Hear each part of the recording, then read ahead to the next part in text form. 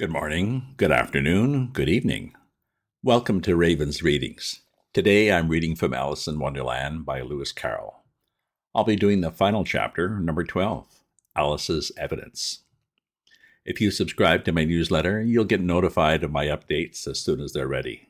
If you enjoy this reading or have other classics you'd like to hear, leave me a comment.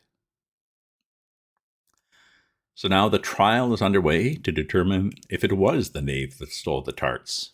Alice is called next as a witness. Chapter 12, Alice's Evidence.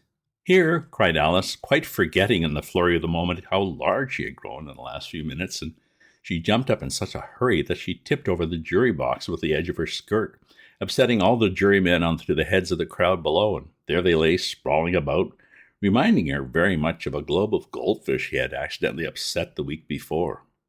"Oh, I beg your pardon," she exclaimed in a tone of great dismay, and began picking them up again as quickly as she could, for the accident of the goldfish kept running in her head, and she had a vague sort of idea that they must be collected at once and put back in the jury box, or they would die. "The trial cannot proceed," said the king in a very grave voice, "until all the jurymen are back in their proper places." "All," he repeated with great emphasis, looking hard at Alice as he did so. Alice looked at the jury box and saw that in her haste she had put the lizarded head downwards, and the poor little thing was waving its tail about in a melancholy way, being quite unable to move. She soon got it out again and put it right. "Not that it signifies much," she said to herself. "I should think it would be quite as much use in the trial one way up as the other." As soon as the jury had a little recovered from the shock of being upset, and their slates and pencils had been found and handed back to them, they set to work very diligently to write out a history of the accident, all except the lizard, who seemed too much overcome to do anything but sit with its mouth open, gazing up into the roof of the court. "What do you know about this business?" the king said to Alice. "Nothing," said Alice. "Nothing whatever?" persisted the king. "Nothing whatever," said Alice. "Well, that's very important," the king said, turning to the jury. They were just beginning to write this down on their slates when the white rabbit interrupted. "Unimportant, your majesty means, of course," he said in a very respectful tone, but frowning and making faces at him as he spoke. "Oh, unimportant, of course I meant," the king hastily said, and went on to himself in an undertone. "Important, unimportant, unimportant, important," as if he were trying which words sounded best. Some of the jury wrote it down important, and some unimportant. Alice could see this as she was near enough to look over their slates, but it doesn't matter a bit, she thought to herself. At this moment the king, who had been for some time busily writing in his notebook, cackled out, "Silence!" and read out from his book, "Rule 42, all persons more than a mile high to leave the court." Everybody looked at Alice. "I'm not a mile high," said Alice. "You are," said the king. "Nearly 2 miles high," added the queen. "Well, I shan't go at any rate," said Alice. "Besides, that's not a regular rule. You invented it just now." "It's the oldest rule in the book," said the king. "Well, then ought to be number 1, said Alice. The king turned pale and shut his notebook hastily. "Consider your verdict," he said to the jury in a low, trembling voice. "There's more evidence to come yet, please, your majesty," said the white rabbit, jumping up in a great hurry. "This paper has just been picked up." "What's in it?" said the queen. "I haven't opened it yet," said the white rabbit, "but it seems to be a letter written by the prisoner to somebody." "Well, it must have been that," said the king, "unless it was written to nobody, which isn't usual, you know." "Who is it directed to?" asked one of the jurymen. "Well, it isn't directed at all," said the white rabbit, "and in fact, there's nothing written on the outside." He unfolded the paper as he spoke and added, "Oh, it isn't a letter at all. It's a set of verses." "Are they in the prisoner's handwriting?" asked another of the jurymen. "No, they're not," said the white rabbit. "That's the queerest thing about it."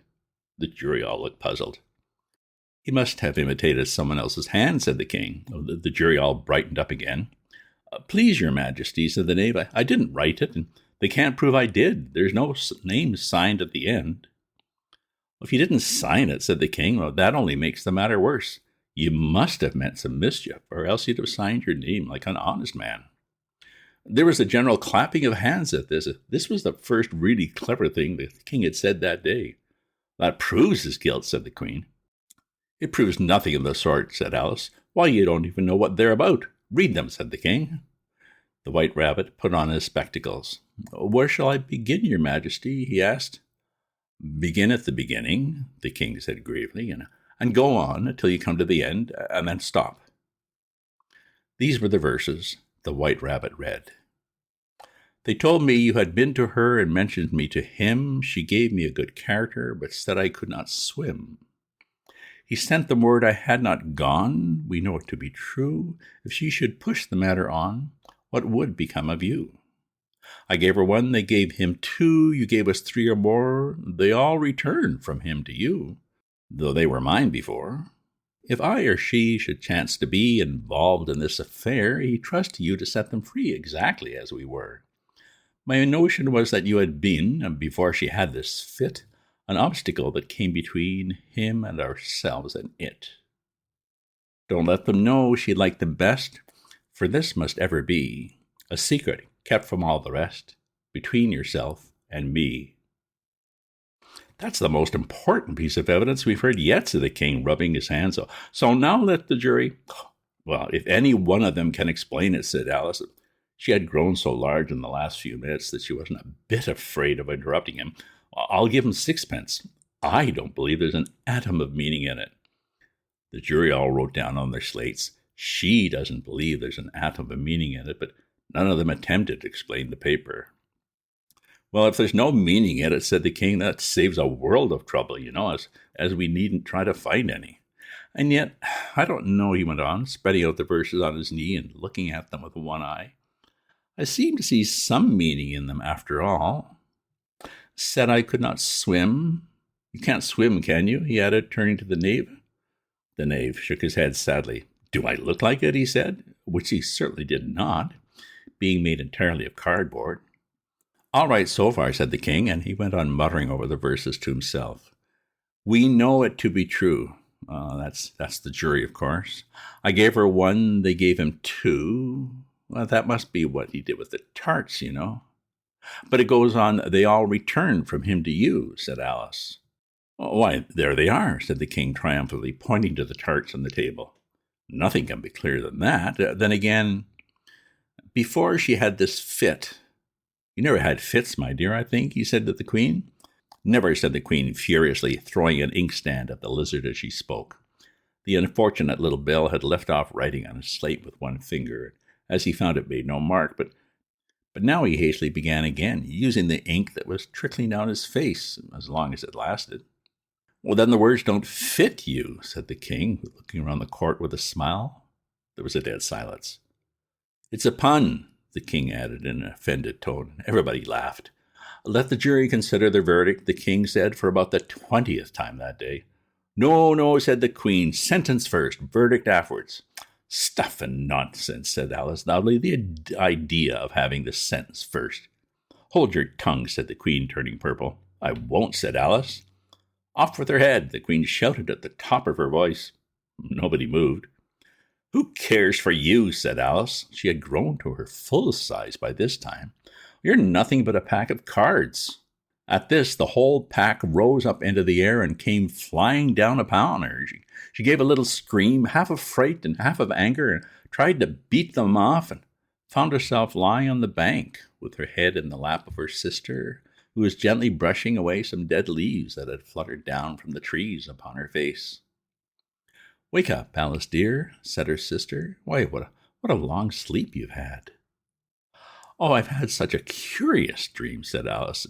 She told her sister, as well as she could remember them, all these strange adventures of hers that you've just been reading about. And when she had finished, her sister kissed her and said, It was a curious dream, dear, certainly, but now run into your tea. It's getting late.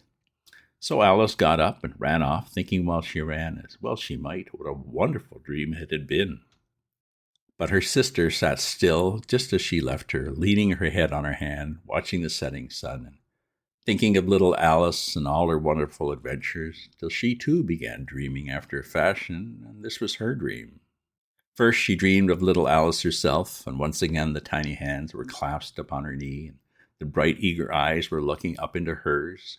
She could hear the very tones of her voice and see that queer little toss of her head to keep back the wandering hair that would always get into her eyes. And still, as she listened, or seemed to listen, the whole place around her became alive with the strange creatures of her little sister's dream. The long grass rustled at her feet as the white rabbit hurried by. The frightened mouse splashed his way through the neighboring pool. She could hear the rattle of the teacups as the March Hare and his friends shared their never-ending meal, and the shrill voice of the Queen ordering off her unfortunate guests to execution. Once more the pig baby was sneezing on the Duchess's knee, while plates and dishes crashed around it. Once more the shriek of the griffin, the squeaking of the lizard's slate pencil, and the choking of the suppressed guinea pigs filled the air, mixed up with the distant sobs of the miserable mock turtle. So she sat on with closed eyes and half believing herself in Wonderland, though she knew she had but to open them again and all would change to dull reality.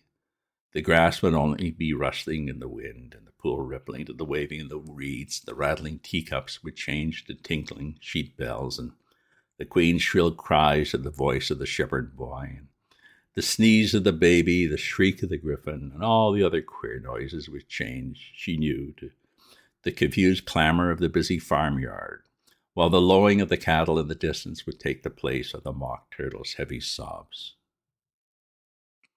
Lastly, she pictured to herself how this same little sister of hers would, in the aftertime, be herself a grown woman, and how she would keep, through all her riper years, the simple and loving heart of her childhood, and how she would gather about her other little children, make their eyes bright and eager with many a strange tale, perhaps even with the dream of Wonderland of long ago, and how she would feel with all their simple sorrows, find a pleasure in all their simple joys, and remembering her own child life and the happy summer days.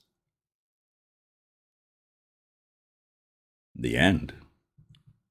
Oh, isn't that an adventure? Was it truly just a dream that her sister could easily fall into?